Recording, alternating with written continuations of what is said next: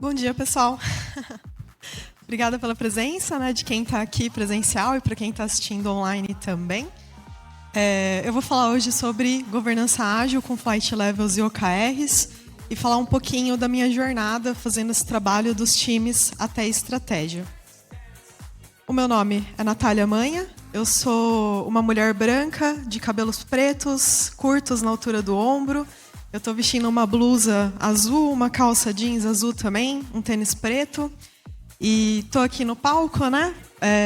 Para vocês me conhecerem um pouco. Eu sou especialista de portfólio de inovação, então eu sou doutoranda na FEA-USP, estudando sobre gestão de incertezas na carteira de portfólio de novos produtos. Também sou mestre em gestão de sistemas produtivos, tenho uma pesquisa sobre indicadores de desempenhos em equipes de alta performance, distribuídas globalmente. Então, para quem trabalha, né, com equipes virtuais e tiver interesse, pode dar uma olhada na minha pesquisa e também no meu livro, Equipes Virtuais, que está na Amazon. E, bom, passando aqui, o nosso objetivo, né, o meu objetivo aqui é falar para vocês como a gente fez um trabalho de estruturação de uma governança nos níveis estratégico, tático e operacional, trazendo um pouco dos conceitos, desses três, né, em especial esses conceitos, o que é governança ágil, o que são flight levels, o que são OKRs, e trazer, então, um exemplo baseado nesse case que foi de uma fintech em que eu trabalhei de 2018 a 2023. E o que é governança ágil? Muitas vezes eu acho que as pessoas olham para essa palavra e pensam que, legal, eu estou aqui no meu time, eu sou um agilista, ou sou um gestor de produto, um gestor de tech, e eu não tenho nada a ver com governança. Né? Governança é um time que está em algum lugar da empresa, que provavelmente está numa área de compliance, numa área de segurança, e que, quando tiver uma auditoria, ele vai chegar aqui, vai me fazer um monte de pergunta chata, e eu vou ter que responder. Isso é a governança tradicional. Né? E o que a governança ágil ela quer trazer? Essa ideia de que a governança não é um assunto separado do nosso dia a dia, não é um time separado. A governança ela está em todos os lugares da organização.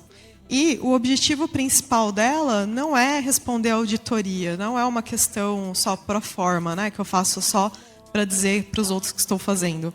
É uma questão da gente conseguir comunicar a estratégia para a empresa como um todo, a gente conseguir conectar a estratégia com o nível tático, então conectar os objetivos da organização com os objetivos dos times, né, os produtos que a gente está desenvolvendo, e trazer transparência para todo esse processo com senso de propósito, porque essas pessoas elas veem, né, que o trabalho delas está sendo bem feito, está sendo reconhecido. Isso vai fazer com que as pessoas sejam mais motivadas e vai trazer mais inovação e mais resultados para a nossa empresa. E para falar um pouquinho sobre o contexto, né, de como a gente pode fazer uma governança no dia a dia, né, e como todo mundo pode participar desse trabalho, eu vou trazer aqui uma figura do Flight Levels. Para quem não conhece o Flight Levels, aqui a gente tem a imagem de vários boards, quadros Kanban, distribuídos entre o nível 3, que é um nível estratégico, o nível 2, que é um nível que a gente chama de ponta a ponta, um nível de coordenação, e a gente tem o nível 1, onde a gente tem um número maior, né, de quadros, que normalmente é um nível operacional, tá? É um nível mais próximo ali do dia a dia. Qual que é o contexto que eu vou contar para vocês? Esse contexto é um caso, então, de estruturação de uma governança ágil dentro de uma organização, que começou em torno de 2015, né? Então a empresa ela entendeu que queria, né, começar a crescer, começar a escalar, e ela entendeu que se ela quisesse fazer isso, e quisesse fazer isso com ações abertas, né, no mercado, com visibilidade para os clientes, para os investidores, ele precisaria investir em uma governança. Então, em 2015 foi criado, né, foram trazidas pessoas de outras empresas, Itaú, né, outras empresas, para fazer, estruturar essa governança. E como que começou? Quando eu entrei na empresa, 2018, a gente tinha em torno de 80 times. Então, imaginem que naquele nível operacional, a gente tinha em torno de 80 times em janeiro de 2018. O que a governança fez ali de 2015 a 2018? Acho que é muito comum em todas as empresas, né? Questão de estruturação de times. Então, quais são os meus produtos, né? Então, eu tenho 20, eu tenho 40 produtos. Que times suportam que produtos? Esses times têm um Product Owner, então uma pessoa que é responsável, né, por entender o negócio, a estratégia, trazer essa informação ali para o time. Ele tem um líder técnico, né, que é responsável por entender a viabilidade desse negócio e trazer essas informações, né? Então, juntos, eles quebrarem isso em épicos, histórias, de definir ali qual que é o processo de upstream, qual que é o processo de downstream dos times. O trabalho de 2015 a 2018 foi basicamente esse, um trabalho de estruturação do nível operacional, garantir que cada time tivesse definido os papéis, responsabilidades, se o time rodava em Scrum, se rodava em Kanban, tá? Isso era indiferente, mas se ele tinha um quadro que trouxesse visibilidade para o fluxo dele, tá? Então, esse trabalho foi feito não só para times de produto, né, que muitas vezes é o que a gente vê, times utilizando sprints, iterações para entrega de novas funcionalidades, mas também para times de operações e sustentação, porque eles também fazem, né, parte dessa entrega do produto. E aí a gente, né, tinha mais casos de times utilizando diretamente o Kanban, sem passar por esse processo de iniciar com o Scrum. Quando a gente chegou em 2018, então, janeiro, 80 times. Quando a gente chegou em dezembro desse ano, eu estava responsável pelos onboardings, né? Então, quando chegavam times novos, eu era responsável por apresentar a estratégia, toda a estrutura para eles. E aí, todo mês, eu atualizava essa apresentação. A gente chegou em dezembro de 2018 com 180 times. Então, a empresa cresceu em 100 times em um ano. Só para vocês terem uma ideia, de 2018 a 2023, a gente foi de 180 para quase 400 times. Tá? Então, é uma empresa que cresceu muito rápido. E aí, de novo, entra a importância dessa governança. Por quê? Ok, eu tenho uma startup, eu tenho um produto e tenho ali 3 a 5 times trabalhando. E a gente consegue fazer o trabalho de ponta a ponta. Quando eu começo a escalar uma empresa, eu começo a definir estruturas que elas são cross-funcionais. Então, eu preciso ter marketing, eu preciso ter contabilidade, financeiro, eu preciso ter essas outras áreas que não faz sentido. Eu não tenho como ter um especialista para cada time, né, dessas áreas dentro dos times. Então, eu preciso considerar que dentro do meu fluxo, eu vou ter, né, para a criação de um produto, desde a ideia, né, a definição ali, você identificar uma oportunidade, você ter o trabalho, né, de transformar essa oportunidade em uma ideia, passar pela análise, né, de todas essas áreas, então, de marketing, de operações, para a gente entender o custo financeiro de se fazer isso, entender o retorno, né, então, se for um caso de sustentação, ou entender qual é o aprendizado que eu quero tirar disso, num caso de um projeto de inovação.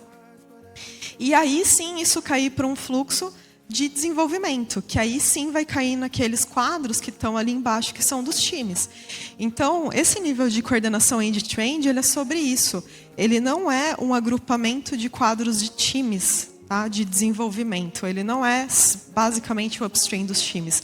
Ele é essa visão desde a oportunidade identificada até eu finalizei isso em produção.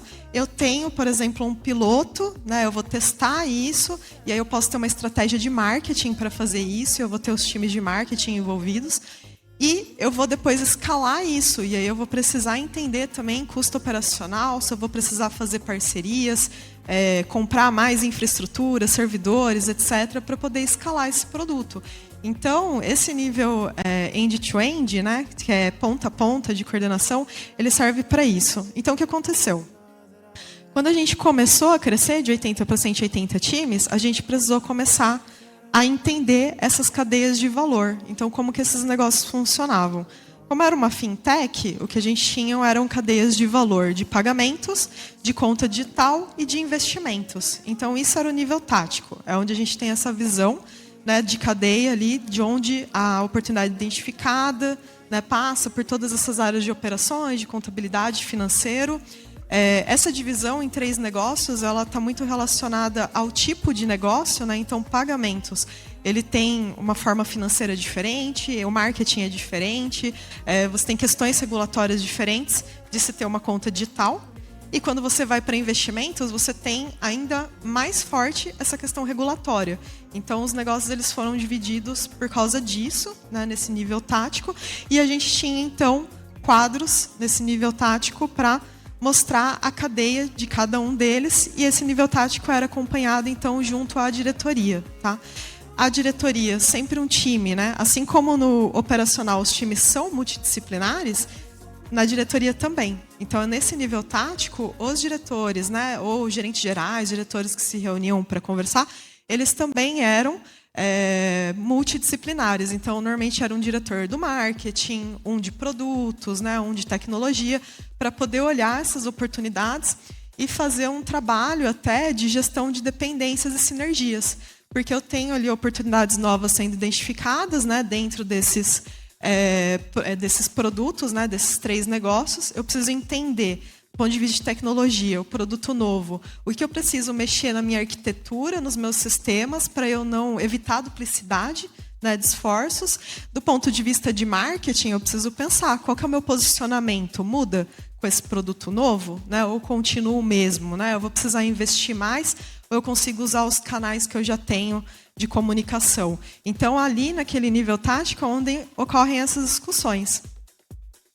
E aí a gente tem a questão da estratégia, né? E o que acontece nesse nível estratégico, então? Quando a gente junta esses 3 negócios, a gente tem um grupo, né? A gente tem uma empresa, um grande grupo ali de empresas, né, de grandes serviços, produtos estão sendo feitos. E ali no nível estratégico é onde a gestão de dependências vai ser feita. É onde o pessoal vai, né, entender também, entre as oportunidades que estão sendo definidas dentro desses negócios, os resultados que a gente tem, como que isso define a estratégia do grupo, né, e como que a gente também se adapta e muda ali em nível estratégico. Aí, só para comentar, no nível operacional, então, tem aquelas métricas que são muito conhecidas, né? De lead time, cycle time, throughput, enfim. No nível tático, normalmente são métricas de negócio, métricas de produto, de acordo com o seu serviço. E no nível estratégico, o que a gente fez? A gente foi atrás de uma prática para poder estabelecer esse nível e trazer isso para dentro da organização. E, no caso, a gente fez a adoção dos OKRs. Então, objetivos e resultados-chave, para quem não conhece.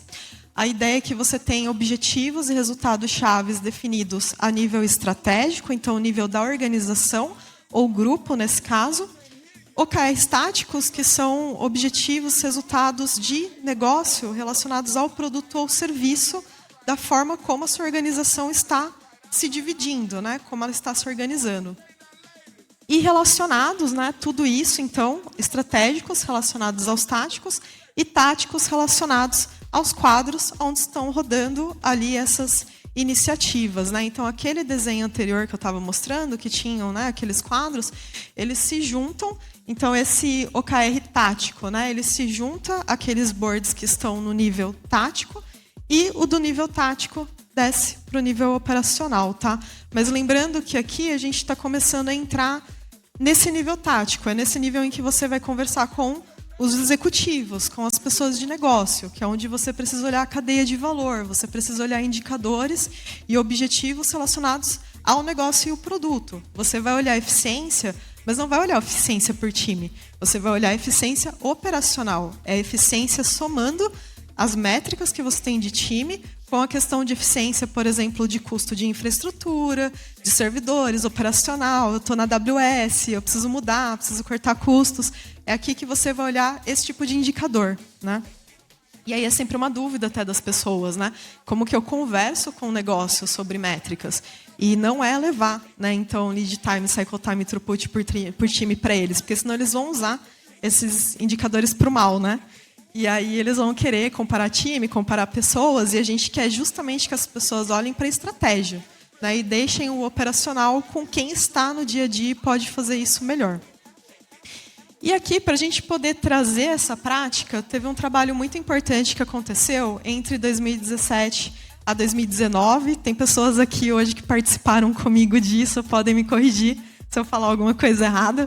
Mas em 2017 a gente fez um piloto com alguns times dessa aplicação então de OKRs. E em 2018 a gente trouxe, isso foi feito junto com uma consultoria, tá? No caso do Felipe Castro, se alguém não conhecer, né? Mas tem uma consultoria de OKRs. A gente trouxe eles, fez um piloto com alguns times. Em 2018, a gente fez a apresentação e a disseminação disso para a empresa. Foi bem bacana, porque em 2018, acho que tinham em torno de 1.800 pessoas, e a gente fez uma definição de OKRs presenciais com a empresa toda, e os Agile Coaches que estavam lá facilitaram essa dinâmica, né, onde a gente foi discutindo, dividindo em grupos, discutindo até sair de lá, naquele dia, com 3 objetivos principais, que seriam, então, né, a definição da estratégia para a organização ali em 2018. Então, essa apresentação, né, essa dinâmica, tudo isso foi muito importante para poder, né, trazer esse conteúdo para a empresa. E aí, uma vez que a gente começou, né, então, a definir quais seriam esses objetivos estratégicos, começou a definir também a nível tático, né, esses objetivos e indicadores, a gente, em 2019, falou, beleza, agora a gente está pronto para conectar isso com as iniciativas que estão no portfólio, a gente começar a olhar os indicadores junto com os projetos, né, e os times, para a gente começar a fazer esse trabalho. E aí vejam que não é um trabalho fácil, né? Não é um trabalho que você faz em 3 meses, em 6 meses. Né? É um trabalho de um time que tinham pessoas muito boas, que estão espalhadas por aí, né, em várias empresas muito conhecidas, e que estava sendo estruturado ali desde 2015. Então, de 2015, né, a 2017, 2018, para chegar nesse nível tático, e de 2018, 2019, para a gente começar a falar, né, desse nível tático para falar de estratégico. Então, é um trabalho árduo para se fazer a nível de organização. Uma organização que ali em 2019, acho que para 2020, já estava com cerca de 7.000 pessoas. Então, uma empresa que cresceu, né, 2018, ali, 1.800 pessoas para 7.000 pessoas. Então, não é um trabalho fácil de você fazer, né, todas essas relações e conseguir comunicar, né, porque aí entra também essa questão. Uma empresa muito grande, muitos canais de comunicação e o desafio que a gente sabe muito bem, né, da comunicação dentro das empresas. E o que a gente fez, né, então, em 2019, quando a gente focou em começar a relacionar então, os OKRs táticos com as iniciativas? A gente foi, né, no caso, a nossa ferramenta era o Gira, o Flight Levels, né, ele é um conceito do método Kanban. A gente trouxe ali, então, o nível operacional mapeando, tá? Então, a gente mapeou os 400 times que estavam lá, aonde eles estavam, quais eram os quadros do Gira, qual que era o fluxo deles, entendimento de issue types, né? Então, a questão de governança no nível operacional. Então, quando você está, né, dentro do seu time, definindo fluxo de downstream e upstream, você está definindo issue type, né? Então, vou fazer bug, vou fazer história, vou fazer tudo que você está fazendo, né? E você fala assim, vou definir um épico que eu conecto com as histórias, que eu conecto com o task. Isso é governança. Tá? Quando você está definindo isso, o seu objetivo é conectar o operacional com a estratégia. Então, isso é governança. E aí, um desafio muito grande, né, para as empresas que começam de baixo para cima é que, normalmente, cada time define do seu jeito. Né? E por mais que os processos sejam os mesmos, os issue types sejam os mesmos, o pessoal consegue colocar nomes diferentes para tudo. Todas as colunas com nome diferente, issue types com nomes diferentes. Então, a gente fez um trabalho muito grande aqui com os agilistas, né, de times e chapter leaders, né, então, que estavam dentro desse nível tático. A gente fez um trabalho muito grande com eles, de trazer eles para essa discussão, começar a mapear, né, todos esses processos e tentar identificar o que era o mínimo que a gente precisava ter, né, para a gente poder correlacionar essas coisas nesse nível tático, que seria, então, esse nível de produto, né, ou serviço. Tá? E, por último, para a gente poder conectar com os OKRs, aqui, infelizmente, a gente não conseguiu fazer a adoção de uma ferramenta de OKR na época. A gente até testou algumas, mas a empresa acabou optando por não fazer a compra. Então, a gente fazia OKR no Excel.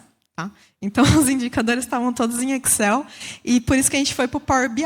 A gente criava, dentro do Power BI, datasets, trazendo essas planilhas que estavam mapeadas com os objetivos e os indicadores, e a gente relacionava, né, fazia dashboards no Power BI, relatórios no Power BI para a diretoria, mostrando, então, os indicadores, como que isso estava andando, e cada indicador, então, relacionado com, né, a sua frente, que estava ali, então, a divisão do nível tático, e os times que estavam ali no operacional. Então, você conseguia ter uma visualização desde o objetivo estratégico até chegar ali no nível de épicos, né? Porque aí no nível de história também, aí não teria como, né? É muita coisa.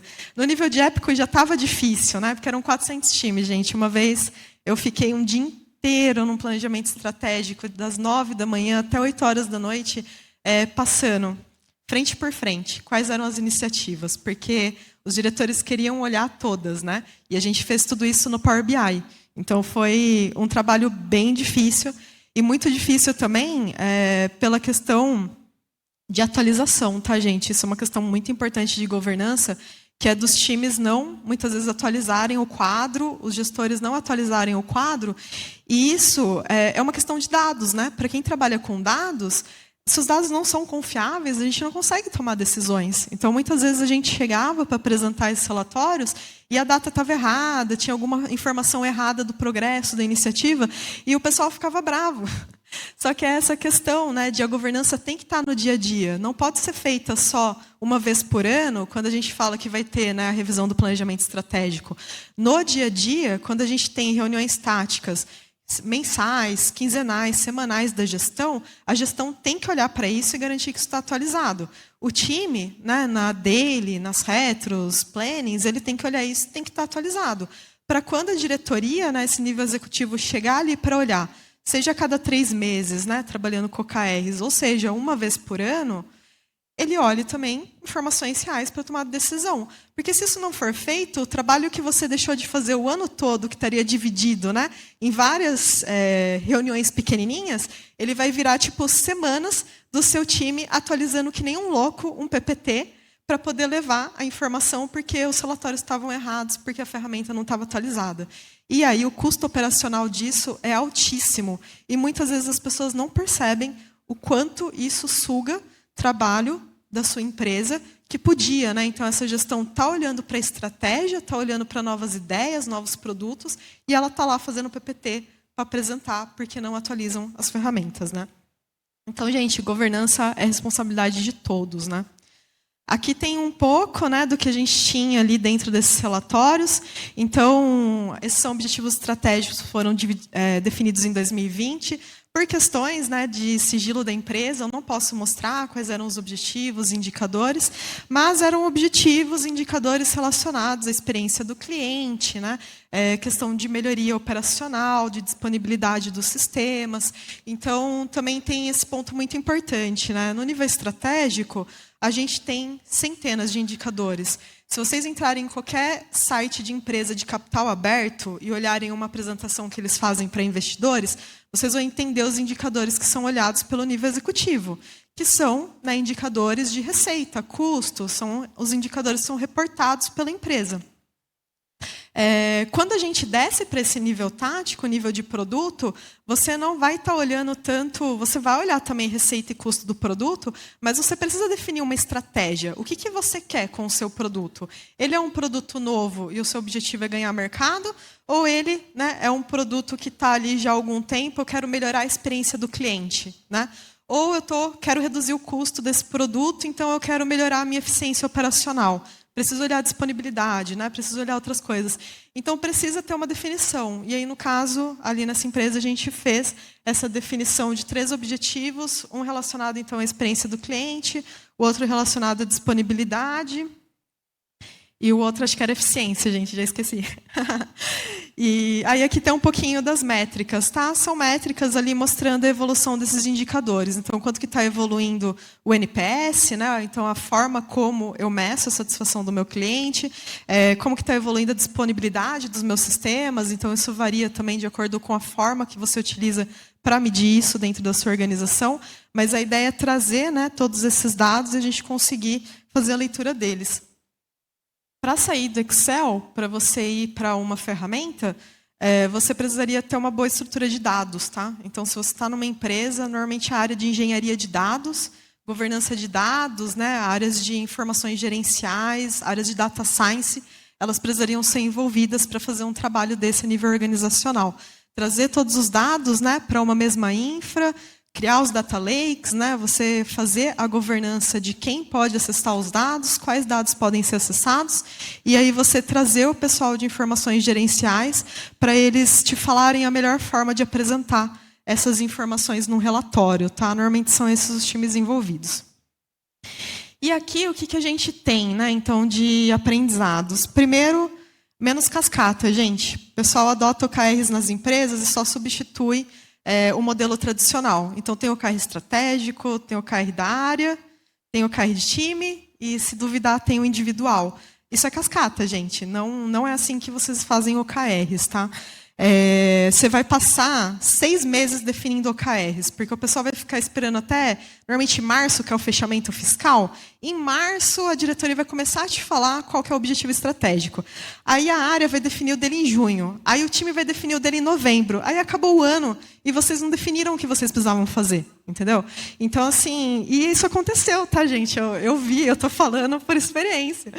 E é por isso que a gente tem um aprendizado, que é essa questão de... No nível estratégico, a empresa tem que ter uma missão, uma visão clara e uma direção. Nem precisa ter, necessariamente, OKRs no nível estratégico.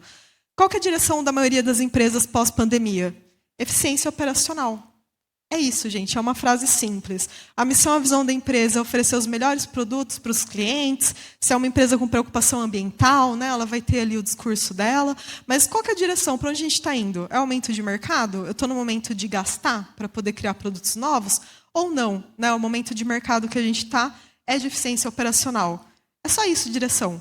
E aí, sim, você vai entender quais são os seus produtos e serviços e, nesse nível, indicar, né, definir ali os objetivos e indicadores para poder fazer isso.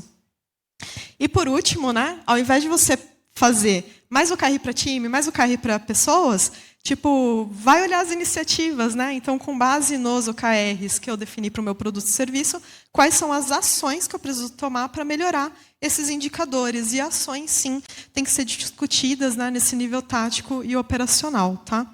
E como, né, o como isso vai ser feito. Aqui tem um exemplo, tá, desses OKRs de produto que eu comentei com vocês, né? Então, potencializar receitas, encantar pessoas. Essa prova de balas era o de disponibilidade, né? Então, você aumentar, melhorar a resolução de tempo de resposta, a resolução de incidentes, né? A questão de segurança, fraudes. Então, super importante, tá? Produtos de crédito, produtos de investimento. Você tem essa questão de fraudes muito forte. Ali também, no Encantar Pessoas, tem questão de clima organizacional, tá? Então, também entender, né, como que está a cultura da empresa, como que está o clima ali dos times. E, ali na parte de receitas, o básico, né, de todo o negócio, que é a parte de clientes e transações.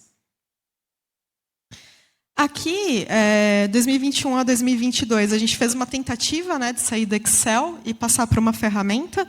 Aqui o que a gente fez foi, né, além do nível operacional, tático e estratégico, então no tático, né, a gente fez uma adaptação. O tático estavam rodando os épicos. Os Canvas, eles também são táticos, tá, gente? Canvas são a definição de modelos de negócio e a gente utilizava também para novos produtos. Então, quando você define, né, Canvas para novo produto, isso, na verdade, é tático, mas para a gente não causar muita confusão no pessoal, a gente achou melhor dividir, né, os quadros, e aí a gente fez ali, então, um quadro que era só de tarefas, e aí podia ter um time só trabalhando ali. O nível de épico, que é onde a gente começava a fazer a gestão de dependências, né? Então, os épicos ali já eram relacionados a atividades de diversos times. E, quando a gente chegava ali no Canvas, ele podia ser, né, um negócio ou produto novo que estava fatiado em diversas funcionalidades, né, ou habilitadores que iam garantir a realização disso, que é o que estava ali no nível do épico. E aí a gente criou um quadro para começar a cadastrar os objetivos e indicadores, para ao invés do pessoal cadastrar no Excel, a gente já cadastrar no quadro, já fazer o link, né, entre o cartão de OKR com a iniciativa, o épico, etc. E isso já ir para o Power BI de uma forma mais simples. Ao invés de ter que puxar duas bases, né, o Excel e o Gira, a gente puxaria tudo só do Gira. Tá? A gente precisou criar um time de desenvolvimento, trazer uma pessoa de dados, tá? Porque a gente começou a quebrar o Gira e os conectores que tinham gratuitos, né? Porque a gente puxava dados de 7.000 pessoas dentro da organização e os conectores não aguentavam, a gente teve que desenvolver, né? Criar um time para desenvolver um conector interno e poder manter essa solução. Então, é uma decisão da empresa, né? Eu compro uma ferramenta para fazer esse tipo de trabalho, ou eu crio um time interno e trago esse custo para dentro, tá? Esse é o tipo de decisão que eu preciso tomar cuidado, porque normalmente não é interessante fazer internamente esse tipo de coisa, tá, gente? Quem comprar uma ferramenta, né, o pessoal já está focado nisso, isso é prioridade para eles estão evoluindo. Você tentar desenvolver internamente, normalmente isso daí vai ser despriorizado, esse time vai ser colocado para fazer outras coisas, então precisa tomar cuidado com esse tipo de decisão, e é uma decisão de estratégia de tecnologia, tá? E aqui, para finalizar, né, os aprendizados principais com esse trabalho, então, aí finalizando, né, desde 2018 até 2023. Precisa de mais pessoas, de mais cultura, tá? Então, assim, portfólio e agile coaches. Normalmente, essas pessoas não trabalham juntas. Se você quiser fazer um trabalho desse, elas têm que estar juntas. Normalmente, o portfólio ele vai ser um bom time para habilitar essa definição de governança, né? E definir ali como vão se dividir os produtos, negócios e times para criar uma estrutura de flight levels. E os agile coaches, eles não podem estar dentro de times. Eles precisam estar no nível tático, pelo menos, a nível de produtos e serviços, olhando para a estratégia e sendo habilitadores e influenciadores, né? Pessoas que aceleram a adoção dessa governança dentro das áreas, ajudam a dar feedback, né, desse trabalho e que trazem os OKRs e garantem, né, que essa cultura de melhoria contínua ela segue dentro da organização. Então, gente, agilista não é para fazer reunião, não é para facilitar, não é para isso, tá, gente? Não, eu sei que tem essa situação, mas se você estiver nessa situação, continua participando de evento, continua se desenvolvendo e continua buscando empresas que valorizem, né, vocês como agilistas para colocar vocês no nível correto dentro da organização para fazer um trabalho que realmente vai mudar, né, a cultura da empresa. E ali, capacitar e acompanhar o uso, tá, dessas ferramentas, isso não acaba nunca, gente. Então, até é interessante se tiver um time de comunicação e treinamentos junto com a governança, porque esse trabalho vai ter que ser feito, né? Eu coloquei ali mais cultura, ele vai ter que ser colocado no onboarding, então você vai ter que considerar isso quando você for contratar uma pessoa, quando ela entrar na empresa, você vai ter que dar treinamento sobre isso para ela, explicar para ela que é assim que as coisas funcionam ali, para ela não trazer, né, também a cultura e a forma de trabalho, às vezes, de outras empresas para dentro. Tem coisas que são boas, mas tem coisas que são ruins. Então, é importante, né, você conhecer a pessoa que está contratando e entender o que ela pode trazer para agregar e o que é prática que não é interessante fazer aqui. Tipo, vamos fazer PPT, porque era assim que eu trabalhava na outra empresa e eu gostava, né? E aqui, incentivar também e reconhecer esses experimentos. Um trabalho desse a gente fez, foi loucura, né? Foi meio kamikaze, porque a gente realmente fez para a organização inteira de uma vez. Eu indico para vocês que comecem com experimentos. Então, assim, começa no seu time, começa a testar isso, entender estratégia, veja se você consegue convencer sua área a embarcar nessa jornada. Uma vez que você estiver fazendo isso legal dentro da sua área, veja como você pode chegar para o nível estratégico. Não saia na loucura fazendo isso com uma transformação em escala, né? Tente buscar um modelo de evolução. Bom, pessoal, aqui está o meu LinkedIn, para quem quiser continuar essa conversa. O meu livro, né, que está na Amazon. Espero que ano que vem eu consiga publicar o meu segundo livro, que vai ser sobre governança ágil, que vai ser sobre esse tema. É bom me comprometer com vocês, porque talvez eu respeite, né, essa data, que ele já está parado faz mais de um ano. E obrigada, pessoal.